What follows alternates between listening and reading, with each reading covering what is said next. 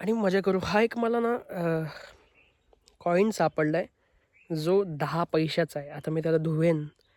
हे असंच मी आमच्या पेरूच्या झाडाखाली फिरत असताना हा कॉईन सापडला.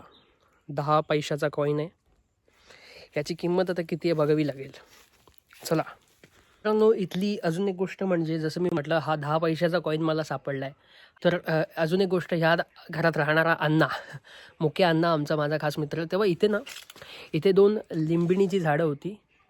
प्रत्येक कोकणातल्या माणसाचा श्रीमंत असतो जमिनीने. प्रत्येकाची मोठी मोठी परसवं असतात, म्हणजे घराच्या पाठीमागची आणि घराच्या पुढची जागा मोठी असते.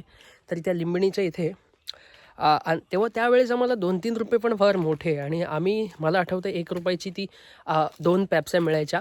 आणि त्या पेप्स्यासुद्धा मधून अर्धी कापून आम्ही अर्ध्या अर्ध्या वाटायचो एकमेकांना. तो एक काळ होता, एक मजा यायची.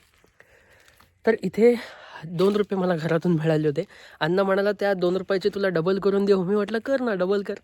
तर त्या अण्णाने काय केलं, झाड लावूया आपण, कशाचं, जर पैशाचं. मग ते 2 रुपये त्याने त्या लिंबूच्या झाडाच्या खाली खड्डा काढून ते 2 रुपये टाकले आणि मला बोलला घरातून पाणी घेऊन ये. आणि घरातून पाणी घेऊन यायला सांगितलं.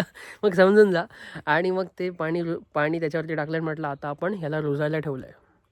थोड्या दिवसांनी याला झाड येईल आणि मग झाडाला पैसे येतील. मग तू पैसे घेऊन जा. हे लहानपणीच एक नवल आहे, मजा यायची.